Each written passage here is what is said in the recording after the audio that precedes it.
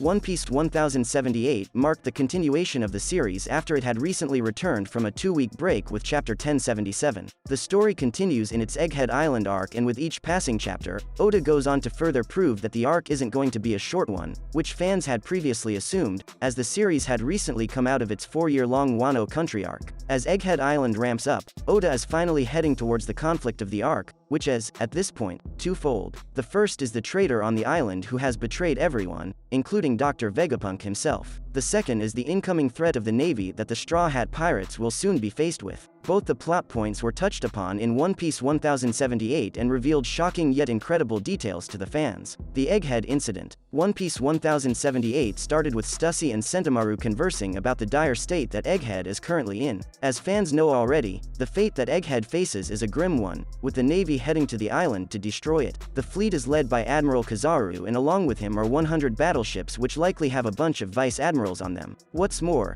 they also have one of the Gorosei, J. Garcia Saturn aboard, which only increases the tension of the arc further. With that, it is pretty clear that Egghead will face a fate that is worse than Ohara's. As that was established, the people of the island immediately started their evacuation, which is due to save many lives, thankfully. At the same time, the narrator of the story went on to explain what had transpired over the past few months. The situation on Egghead looked to be under control until one day, the world government got a report from someone on Egghead Island stating that Vegapunk had betrayed them and was studying the poneglyphs. Immediately, the government mobilized the Cypher Pole units. However, they never returned from the island, which led to CP0 being sent on a mission to assassinate Vegapunk with the help of the Navy. While the mission looked quite simple, it was the next day that shocked everyone as the Straw Hat Pirates arrived on the island. What is to follow is going to be a day of historic proportions that will shake the entire world. The Seraphims on the island. At the same time, One Piece 1078 also focused quite a bit on the Seraphims on the island. Luffy and his group were continuing to fight S-Bear and S-Hawk, who, by the looks of it, weren't turning their flames off. Curiously, S-Hawk had disappeared, leading to Zoro and Kaku chasing him down before he hurt someone else. Meanwhile, Luffy attempted to figure out a way to get through the defenses of S-Bear. However, pulling it off was quite hard for him. The next few chapters should see the Straw Hat break through its defenses. While Luffy and Zoro struggled against the Seraphims, it was Sanji who stole the show during his fight against S-Shark. Sanji was seen taking a punch straight to the face from him. However, much to the surprise of the beast, Sanji didn't take any damage. This is down to Sanji's lineage factor manipulation kicking in, turning him into a massively powerful fighter, the durability of whose is on par with that of the Lunarians, by the looks of it. Sanji goes on to call it the power of love, which further hammers home the point that his scientific powers stem from emotions, making him very different from his brother. At the same time, S-Snake dealt with Pythagoras and managed to advance without killing Frankie. Where she is headed next isn't known. However, it is likely that she'll cross paths with Sanji, Nami, and Brook. York's betrayal. The biggest reveal of One Piece 1078 came towards the end, when the traitor of Egghead Island was finally revealed to the fans. In the old abandoned Devil Fruit laboratory where Vegapunk had been captured, Shaka was shot right through his head in the previous chapter. In this week's chapter, fans saw the person who betrayed the group step forward, and it was none other than York, which almost nobody had predicted. However, one closer look at her character would reveal that she is the manifestation of Vegapunk's greed, making it quite obvious why she betrayed the group.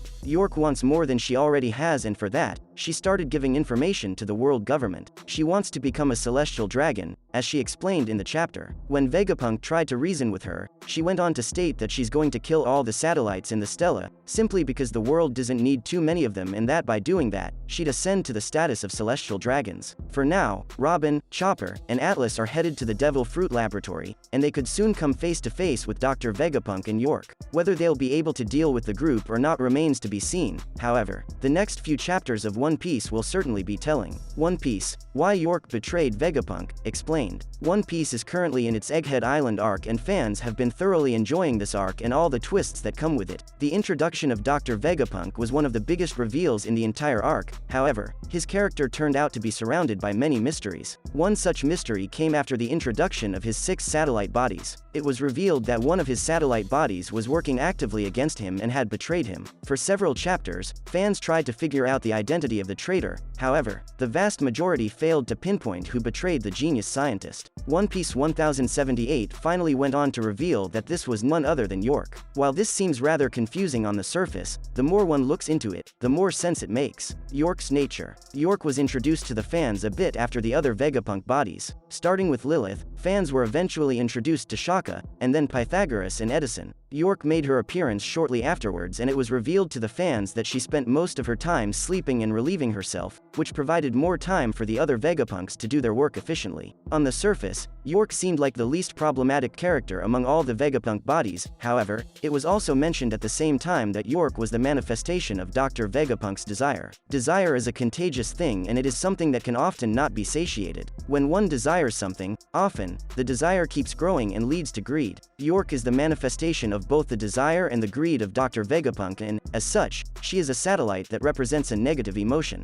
Along with Lilith, York should have been one of the satellites that fans suspected most. However, that wasn't the case. York's goal. As revealed over the course of the last few chapters, York was responsible for several strange happenings on Egghead Island. When word got to the world government that a study on the ancient history of the Void Century was being conducted on Egghead, they sent several Cypher Pole units to assess this information. Strangely enough, none of them made their way back. Later, York confirmed to the world government that the report was, indeed, true. Seeing that, the world government mobilized the Cypher Pole Aegis Zero, which consisted of Lucci, Stussy, and Kaku. Along with them was S-Bear, and more importantly, one of the 5 elders, Saint J. Garcia Saturn. Admiral Kizaru was also sent to the island since Vegapunk possesses a force that could retaliate against the government. This force was not present on Ohara when they suffered a terrible fate nearly 22 years ago. In this chapter, it was finally revealed that it was York who was giving out the information to the world government. Her desire seems to have gotten the better of her, and now, she craves more. Her ultimate desire, it seems, is that she wants to become a celestial dragon.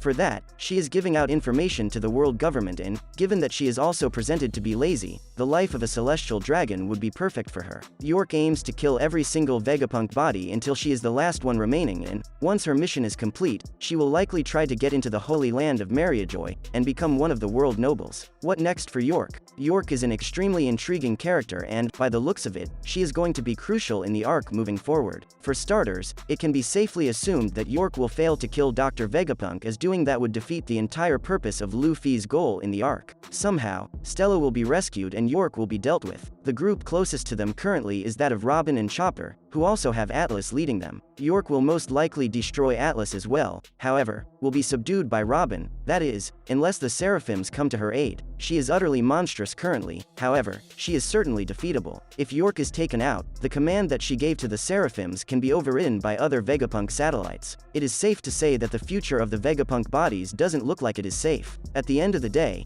Vegapunk might be forced to abandon all his bodies and stick to Stella. The fact that the government is approaching right now means that there is no time to repair the already destroyed bodies. York will likely be taken down sooner rather than later, and when that happens, Vegapunk could realize what desire does to people and stick to using just Stella instead. That's a wrap for this video. Don't forget to like this video and subscribe to our channel. We'll be back with more amazing videos very soon.